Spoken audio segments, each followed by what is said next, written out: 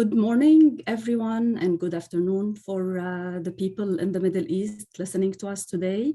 My name is Sahar Atrache. I'm the Senior Advocate for the Middle East at Refugees International.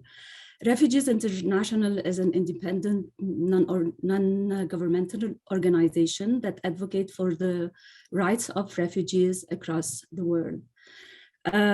First, I'd like to let everyone know that you have the option to listen to our event today that will next be hosted in Arabic, in English. If you can click the option of English-Arabic translation, we can see now the option. So it looks like a globe at the bottom of your screen.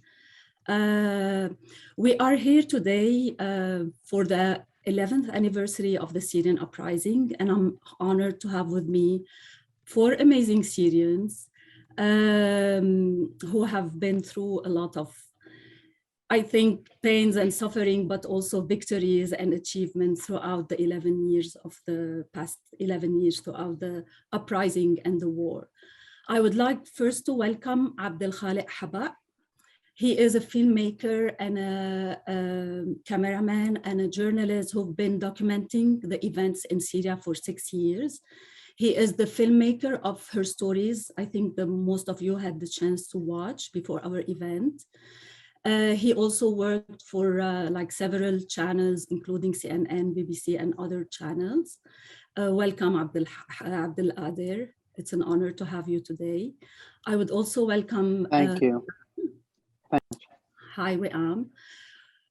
Weam, before the start of the Syrian uprising, had a BA in public health and in English literature, and was working, had an administrative position at the Ministry of Health. But the uprising and then the war changed her trajectory, and she became an activist for women's rights. She had to flee her hometown, Daraya, in rural Damascus. She first fled to Lebanon, but then had to be deported, and then had the notice of deportation, and she now lives in the Netherlands. It's an honor to have you, Weam. And finally, we have Fatima, who is also another women activist. Fatima had just finished her BA in Arabic literature when the uprising started. And she was teaching Arabic in Syria. She is from Idlib, from Arat al-Nu'man. The war turned her into a women activist. Unfortunately, Fatima lost both her father and her husband during the war. It's an honor to have you all today. Unfortunately, Malakeh Harbaliye, who is also one of the women featured in her story, could not join for unforeseen circumstances. Now, I would like to show a 2-minute trailer for the film Her Stories, and we will be back.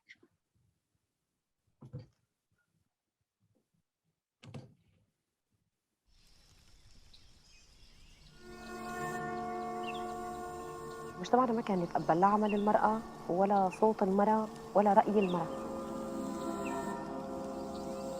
مردت خرجت من الصندوق اللي طبعا حسب المجتمع هو مفروض علي. بس اتذكر حالي كيف كنت كثير بتضايق، واحيانا بخاف انه اكون انا صرت مستقلة زيادة عن اللزوم.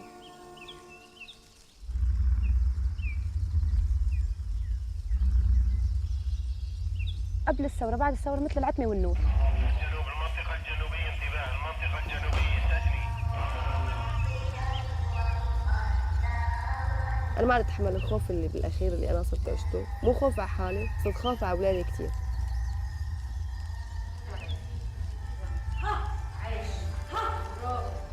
هذا الخوف اللي كنتي عايشة فيه، اجيتي غيرتي مكانك، زال الظرف زال الخوف يعني. صار القصف بالبراميل بالطيران، بيوتك عم تنهد قدامك عم تنحرق. واقف بالإسعاف.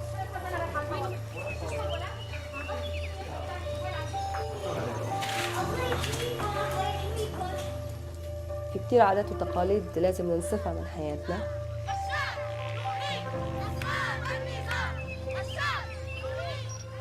لازم نفرز الشيء اللي جاي من المجتمع والشيء اللي جاي من الدين. في شغلات بالمجتمع بتتغير أكيد للأحسن.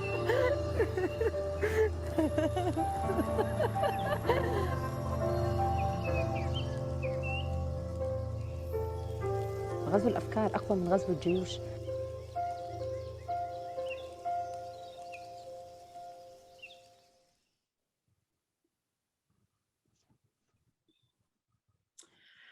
Welcome back. So now I would like to give the floor for the filmmaker Abdel Kader Habak, who will just give like an opening remarks for a couple of minutes, and then we'll start the conversation. Hello all. Hi. Sorry, I will speak in Arabic as all the participating, like the character will speak in Arabic. So I think there is a translator here. So okay. مرحبا، يعطيكم العافية. Good morning. After 11 years of the uprising and the war in Syria, her stories is a documentary that talks about the success and the dream of 3 different Syrian women. And it talks about the different challenges that these women faced and the tough life decisions they had to make for their families and for themselves. They had to leave their families, they had to leave their country, and how this war shaped these women and the different cultural and social obstacles they had to face. This helped them become independent 10 years after the war had started. Living in a war-torn country is very difficult.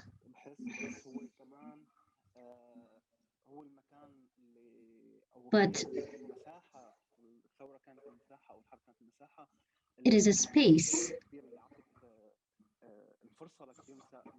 that opens up the opportunity for a lot of women to flee from the society that surrounds them. Not only women. The war changes everyone at all levels. It always changes for the better. I feel that since I had the idea of making the film, there were a lot of films about the Syrian women fleeing the country and fleeing the war. The Syrian woman was depicted in a stereotype way. I wasn't able to see that from the inside. It was true that Syrian women were trying to change things in the society and in their lives during the war. And they were suffering when they were living in tents. These women were raising generations for the better. I had the idea of making the film when I was surrounded by women who were very brave. And Malakeh was one of these women. I started the movie when I was filming in Aleppo with Malakeh. Thank you, Abdel Kader. I will continue with you since you're talking about your experience of making the film and why you chose Malakeh. Could you please tell us how did you meet Weam and Fatmeh and why did you choose these women? I'll tell you how I came up with the idea of making the film. During the Aleppo siege, we were in Aleppo. Malakeh was a very strong person. She was encouraging everyone around her. The hospital we were working in was being bombed. I was filming with a friend. We were working on a film about Syrian women. We were working on a different film. but that film was documenting the Syrian women, but we didn't think of any specific woman. We were trying to do something. We were filming a lot with Malakeh when the hospital where she was working was bombed, when she had to move to another hospital, in a pediatric hospital, and the children were being moved to Al-Quds hospital. We were documenting her life.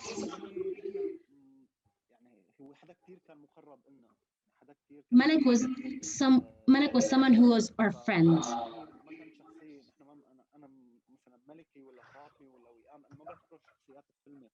I do not think of these women as subjects of my film. They were people who were close to me. These are people who came into my life and changed my life. So the idea came up to me while I was in Aleppo. Fatmeh, I met her in 2014, 2015. I was visiting a refugee center in Ruma, and I was accompanied by a friend, Yasser Tarraf, who was working in this center, and I met Fatmeh in this center. She was doing workshops. And honestly, when I left Aleppo, the idea started to form in my head. I had met a lot of women. I gathered a lot of stories. If you see the notebook I had with all the stories I had gathered, I met a lot of women. We did not have the possibilities to make a film at that moment. And morally, we were not prepared because we had just gotten out of a siege and we needed to be relieved first. When I left Aleppo and I stayed in Idlib, it was a turning point in my life. I went to Turkey, and in Turkey, I went to the UK in 2017,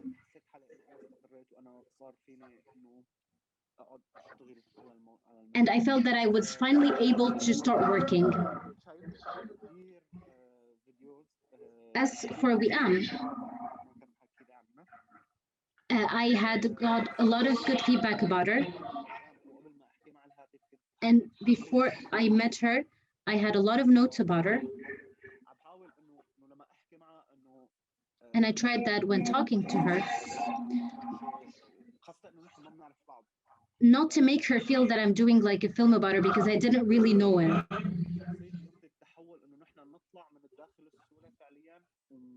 The turning point was to go out of Syria and go to Lebanon.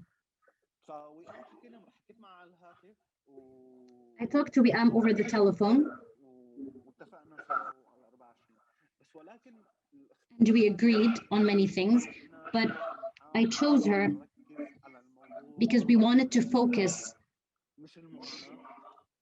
on not the suffering,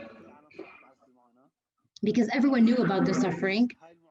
We wanted to focus on how these women transformed their suffering into something positive. How these three women اللي كانت قصتهم اكبر من انه قصه عم بيحاولوا هن بس المعاناه، لا عندهم باك جراوند، عندهم عم بيحاولوا they يغيروا. had a background, they had a lot of dreams, they had invested all of their energy into overcoming their suffering.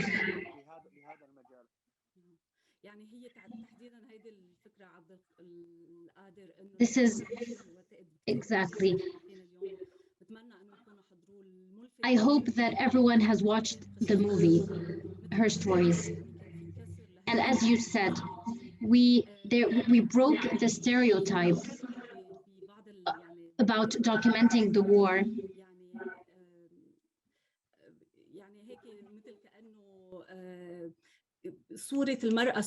There was a stereotype of a Syrian woman that did not always match reality. Anyways, I would like to talk to Weam. You're from Daraya, from the Rif province. Those who don't know, Daraya is one of the regions that in the beginning of the war, in 2012, there was a massacre in Daraya. There's a horrible massacre followed by a siege.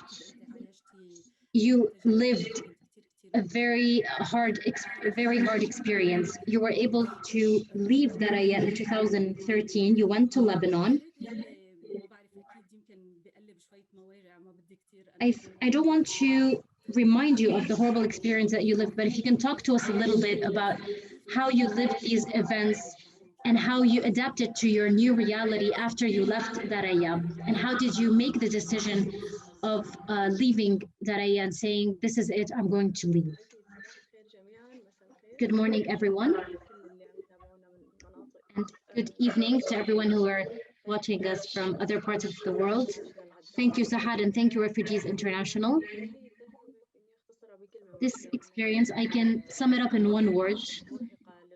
It was exhausting, very exhausting. But if you want to focus on the opportunities that were opened by the war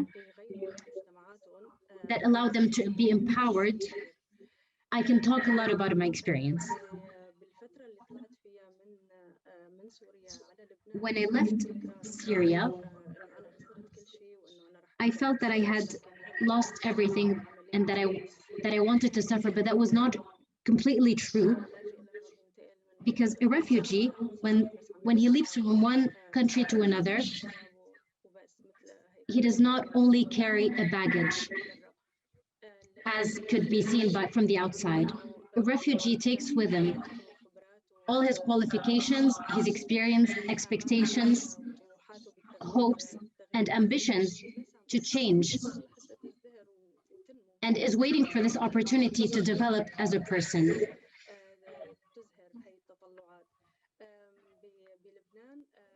In Lebanon, I lived during 5 years in Lebanon, and I had a lot of opportunities to become a better version of myself. As you mentioned, in Syria, I used to work in administration. It was not a very creative job. There were not a lot of opportunities to become creative or to empower women in general.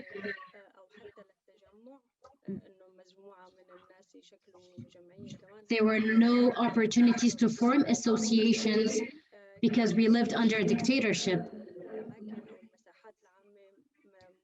Public spaces were violated by the regime. We were not able to be free, especially as women. When I went to Lebanon,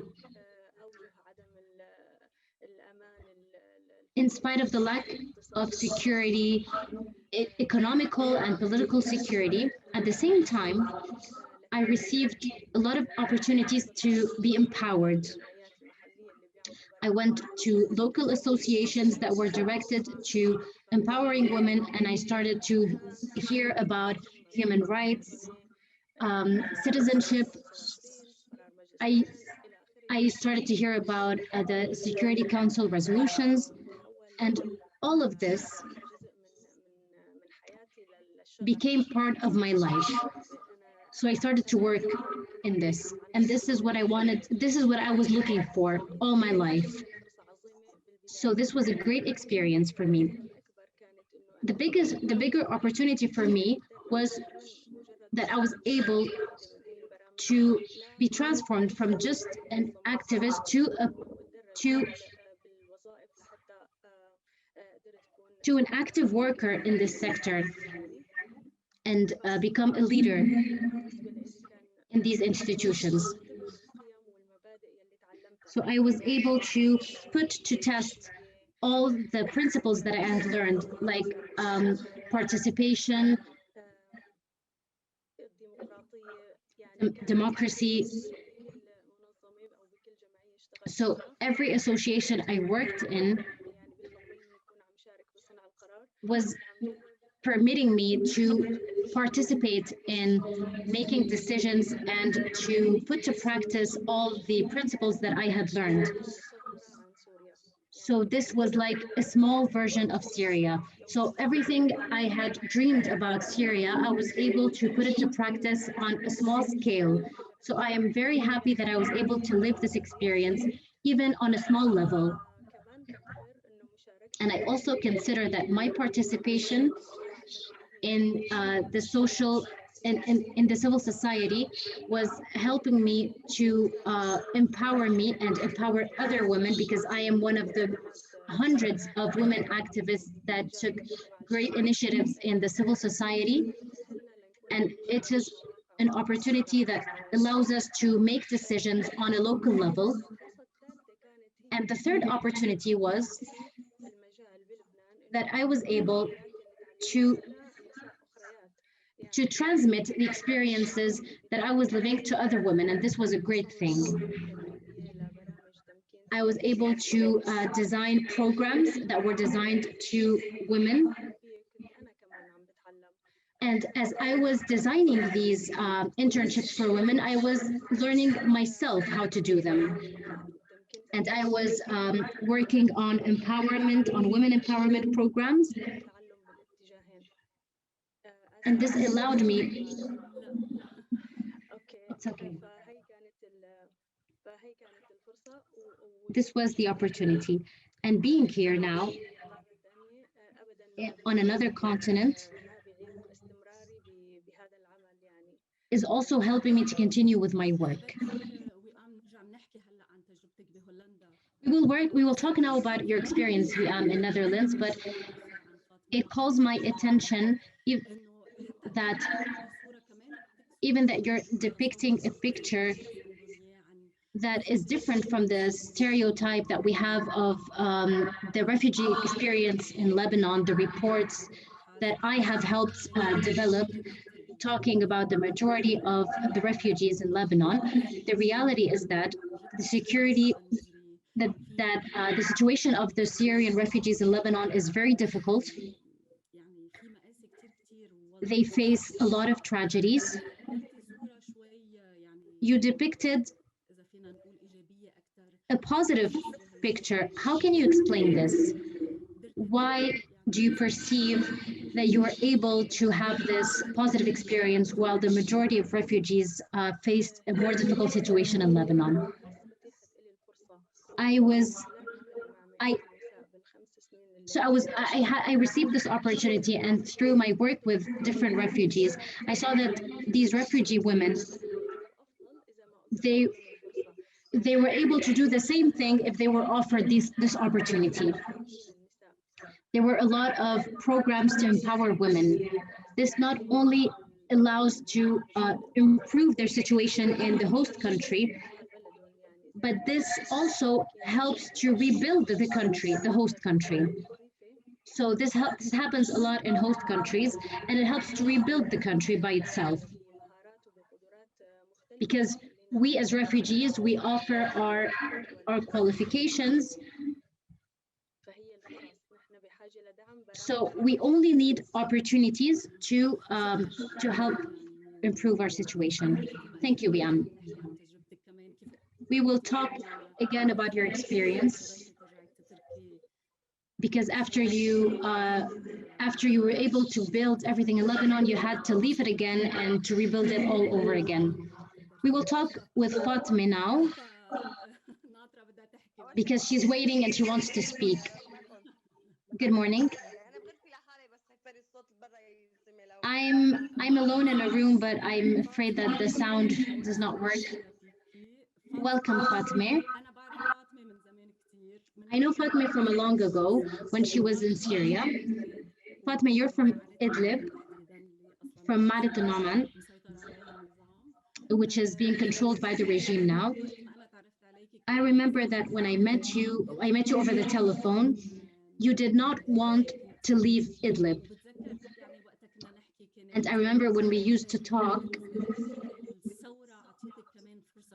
the revolution was also a big opportunity to you. And you were able to get out of the reality you live because you participated in the revolution. You lived the revolution with its triumphs and failures. And as I said, you lost your husband and your father during the war. And you stayed there until the end of 2019, and you did not want to leave. What was the turning point for you? What was the moment in which you decided that it was enough, that you had to leave? And I know that for you, leaving was not easy. You have 4 children, three children. You went to Turkey.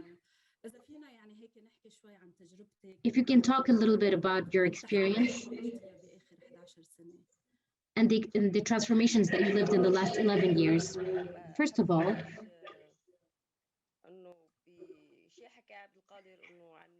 I would like to talk about something about the Syrian women. The film sums up our life.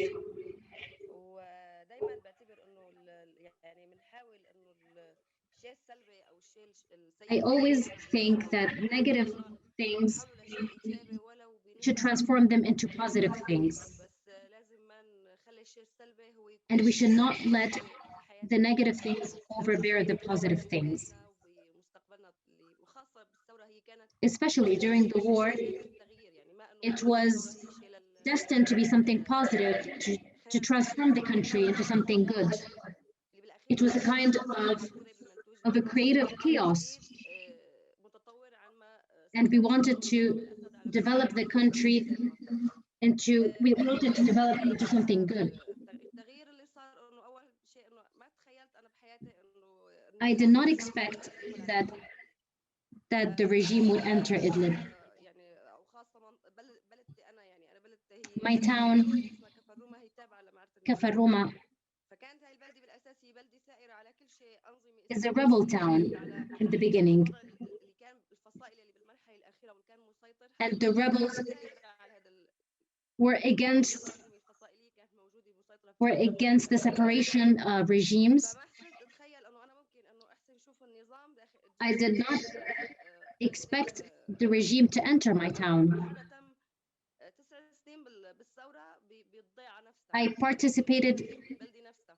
I stayed in my house for 9 years during the war. I even refused to move to another town. I refused to leave Idlib. When I made the decision to go to Turkey,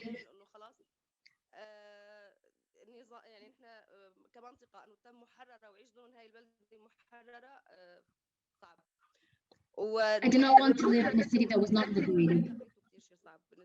And for me, it was very difficult to live in a city under siege. And for my children as well. The education was very difficult. Health-wise, the situation was very difficult.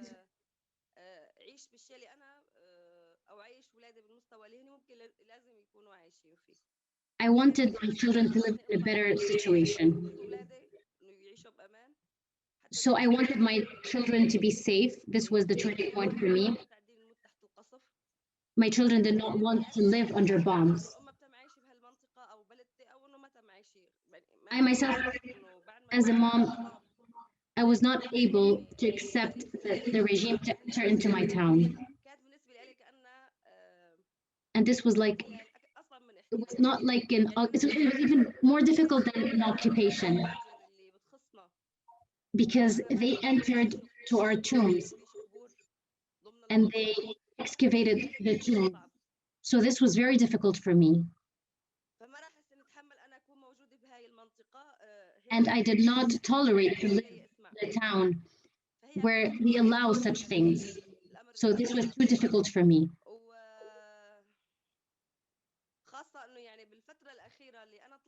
And especially when my father died.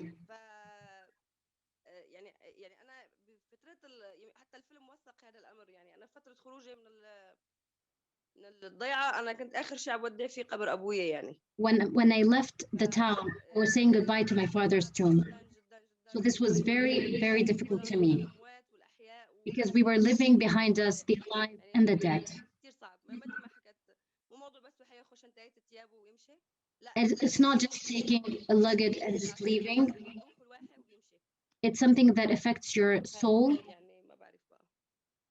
I don't know what else to say. Of course, Fatmeh. طبعا بعرف وانت اصلا كمان بعد عندك اهل بادلب يعني I know you still have family in Idlib, والوضع بادلب منه يعني and I know the situation there is not easy. خليني ارجع انتقل لعبد يعني Let me go back to Abid. هلا انا عندي كثير اسئله بس كمان بدي I have a lot of questions, اسئله المشاركين and I would like to take questions from participants.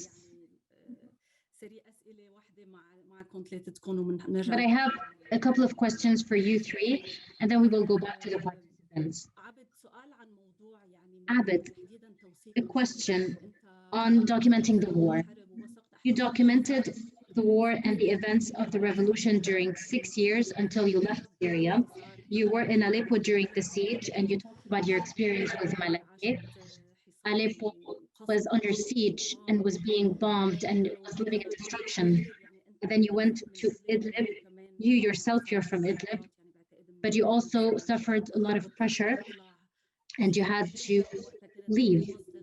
So as you were documenting the events and the evacuation of Kfua and Kafraya, the evacuation bus was bombed and you were participating in the relief work and you carried one of the children. Kfua and Kafraya were supporters of the regime. So let's say that you had different experiences. Once you and I were talking about the experience of documenting the war, that you saw very hard things, and then now you live in London. How can you switch from living under a traumatizing war experience with all its difficulties, and then you find yourself in a new city under normal circumstances? If we can talk a little bit about the documenting experience, but also about your transition to your new life.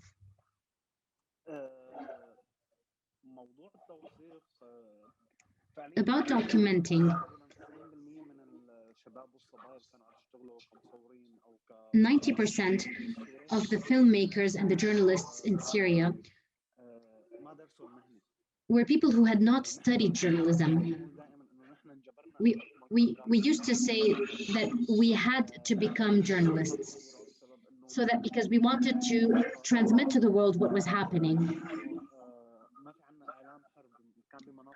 Because we did not have official media that were able to document what was happening. Foreign journalists were not able to go to the areas that we were covering.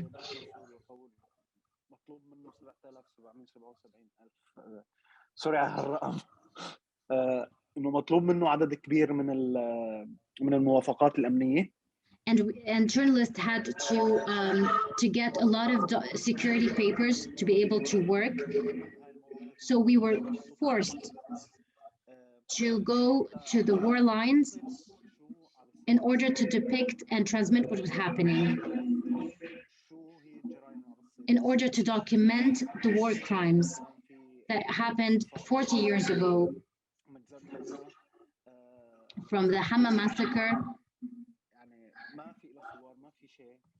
There are no pictures of these events. There were no journalists to cover these events. So in the beginning, we were forced to be there. As for the second problem, it's not really a problem.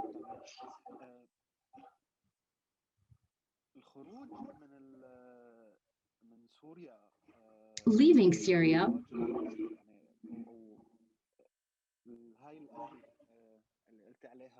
and the transition that you talked about in Syria during the war in 2011, the adrenaline level was at its peak. at 100%. And all of a sudden, when you go to another country, there's nothing. So your body, so the adrenaline level in your body takes time to adapt to the new calm life. This is very difficult. It is very difficult because you have trauma, you have flashbacks, you recall voices that you miss. You miss hearing these voices. Very simple things, that smells that remind you of things that you lived, things that you used to smell before the war. And even what's more difficult,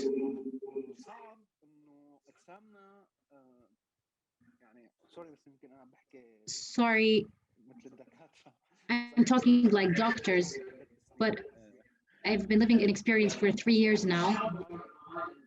So what's more difficult is that this adrenaline level has its peak at moments.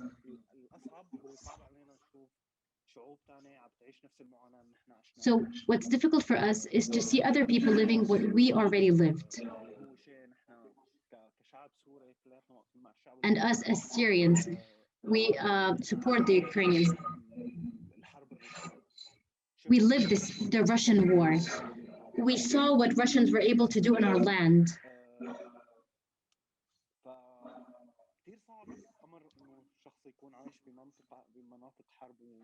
So it's difficult to live in a war-torn country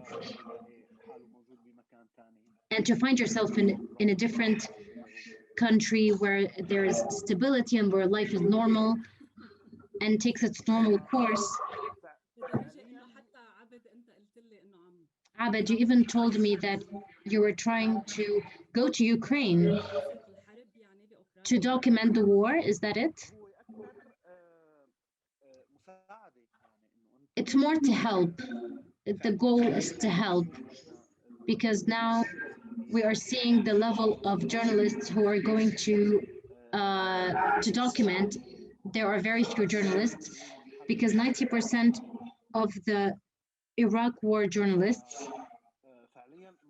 are not able to go, because as Syrian journalists and filmmakers, we feel that we just lived this and we can go, and we are more entitled to go to these war-torn areas while respecting all other journalists, because these journalists, they have more experience than us. But we feel that due to our experience with the same people, with the same parties participating in the war, so this makes us feel that we have more the right to cover this war.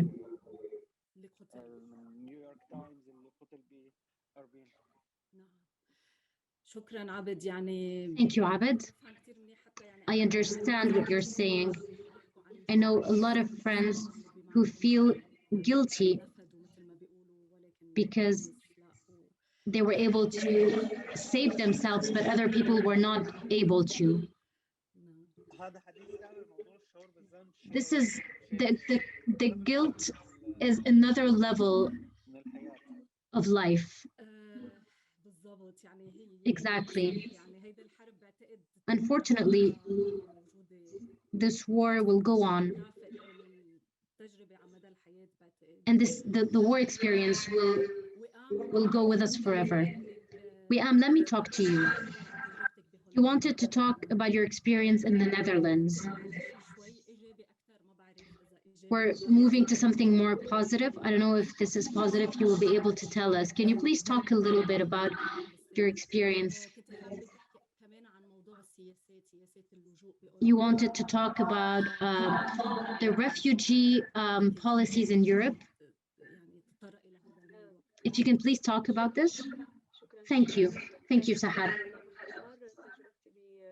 To sum up my experience, in the Netherlands, it's a very happy experience.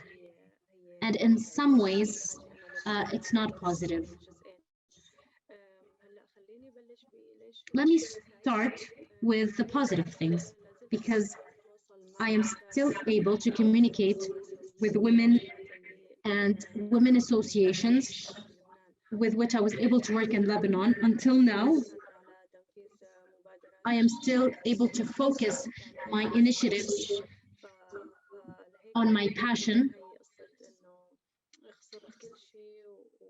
So I did lose everything, and I had to rebuild everything.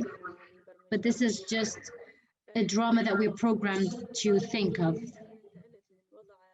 And I was able to shift from survival mode. So survival mode is that I'm alive. I have to.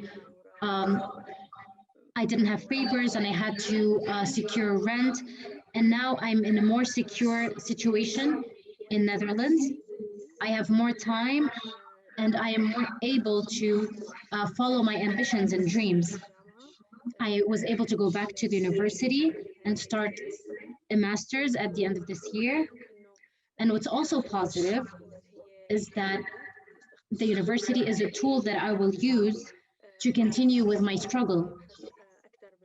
I want to research on a lot of questions that still need a lot of answers regarding women and religion, Islam, and the struggle. And what's also positive is that now, since I'm in a secure position, I can live a life with dignity. I don't have to worry about electricity bills, internet bills. And I have a space to be able to treat the trauma that I had lived. So now I can recover from the trauma that I lived during the 11 past years. What's not so positive about my experience, and what all refugees in the world live, is that they lead two separate lives. So this is like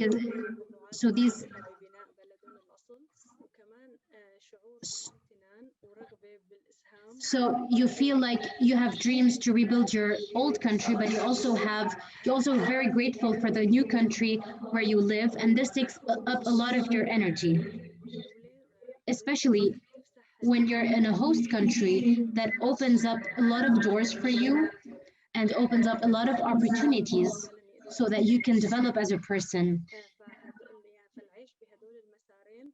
So leading these two separate lives is a bit exhausting if we are not able to find the balance. So I'm still trying to do that. What's also exhausting is the integration policies adapted by the European countries regarding refugees. So these policies include a lot of stereotypes that do not take into consideration the cultural specificities and the background of these refugees. Maybe if we compare, so these policies are positive, but its execution is difficult. Also, the bureaucracy that separates us from our family because it delays the family integration. So this has a lot of psychological impact that exhausts the refugee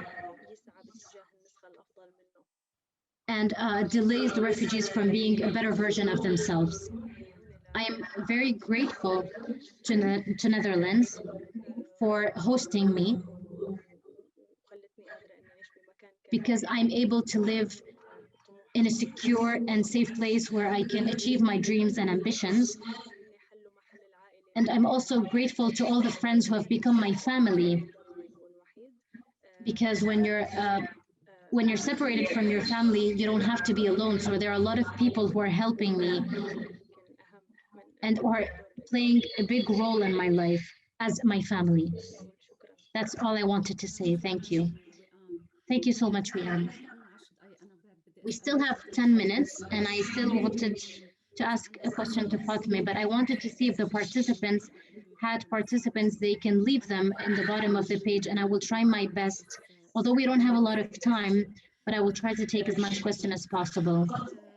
Fatmeh, as we said, you went to Turkey, and now you live with your family, and I know you're facing difficulties. Can you please talk about the situation in Turkey and the challenges that you're facing? Unless there's something else you would like to talk about.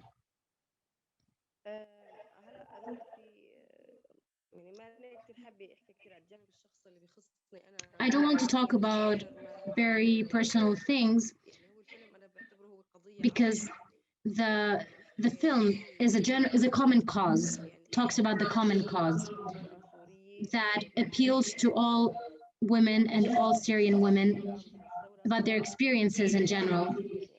These are great experiences because I am one of many, many, many women who suffered in refugee camps.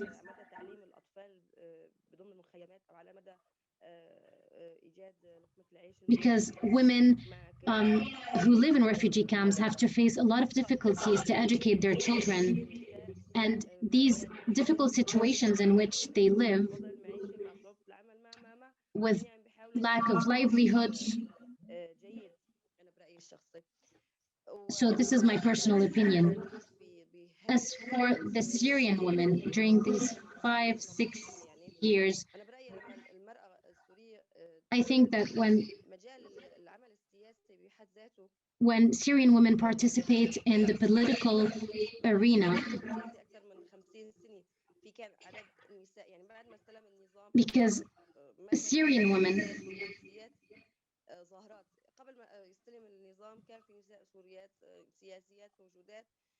Syrian women have been participating in the political arena for more than 50 years.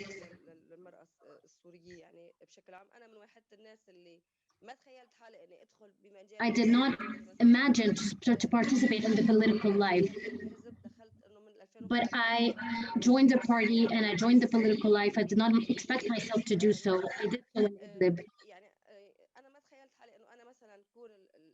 I did not imagine myself because I was the director of a school and I was a house mom. So I did not expect myself to be transformed this way. But I realized that I could be in many places at the same time. And now that I'm here, you feel like you have to start from scratch. The living situation in Turkey is very difficult. You feel like a guest in Turkey. You don't have access to work.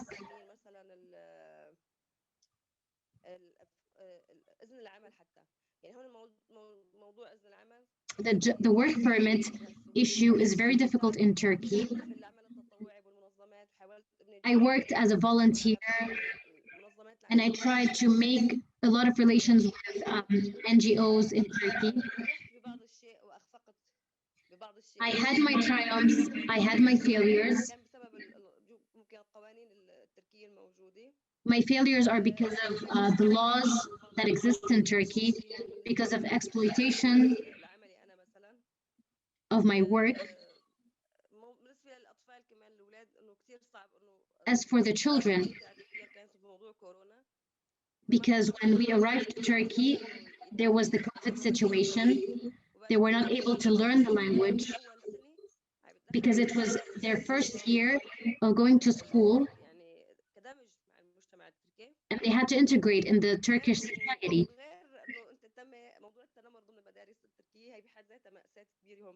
Also, the integration in the Turkish schools is very difficult. My children always ask me to go back to Syria, and this is what is most difficult for me. how can we go back? We don't have a house to go back to. If you want to go back, you would have to go to a refugee camp. So this is the situation that we are living now. So now what I am thinking of is leaving Turkey and to employ my abilities to leave Turkey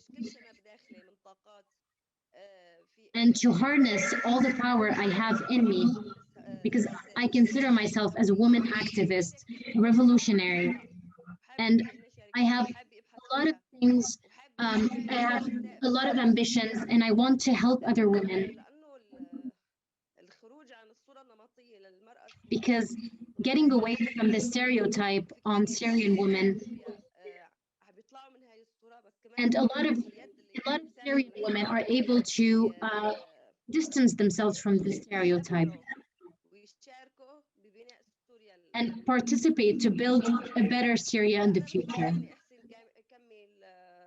So I want to continue with my studies and my work, anything I can do to contribute to the cause of the Syrian revolution. You feel guilty that in spite of everything that you have lived, you're alive. Fatmeh, I know how our discussion today is very difficult. So I am sorry if I have reminded you of this difficult situation. We have a couple of minutes left. Abed, I don't know if you have anything to say, or if there's anything you would like to add before we finish our discussion today.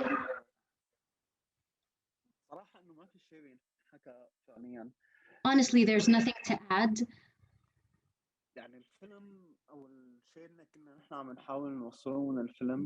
The thing that we were trying to depict in the film, I think the message was very clear. The Syrian society is very dispersed now. We tried our best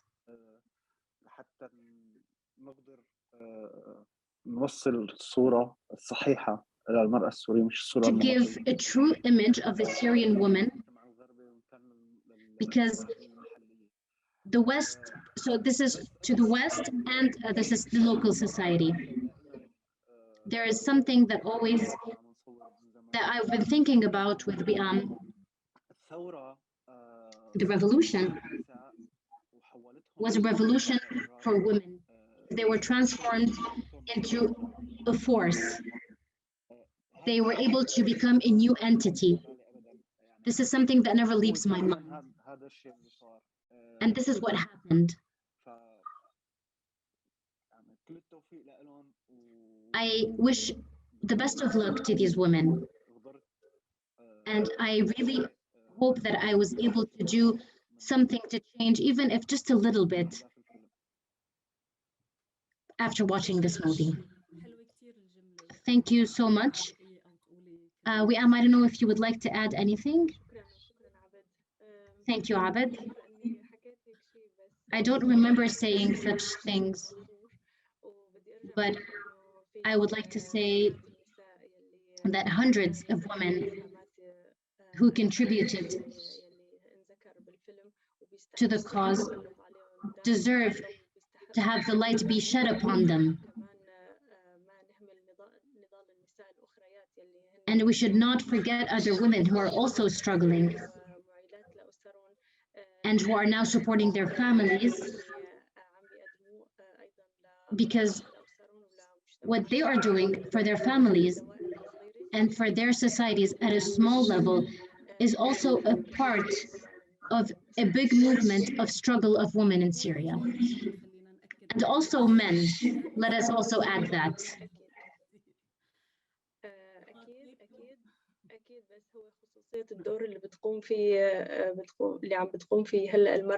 But I think that the role played by women is an essential role.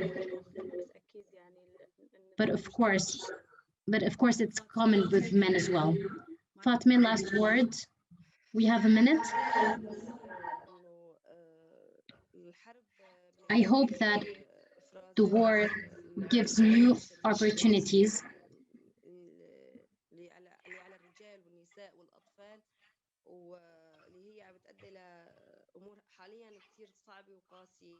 because war is very difficult on men, women, and children. But I think activists were able to join efforts to help people and Syrian refugees inside Syria.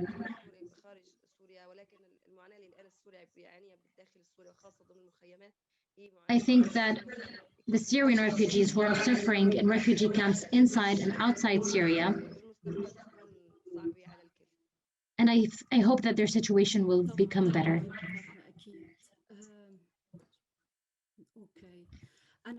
Fatmeh, you are right. I would like to thank you all. I am very honored to have you and to have met you. Thank you again for Abdel Kader for making this film, and for Weam, Fatmeh, and for being with us, and Dania for the interpretation. Thank you so much. Thank you. And I hope that the participants were able to enjoy our discussion as well. Thank you.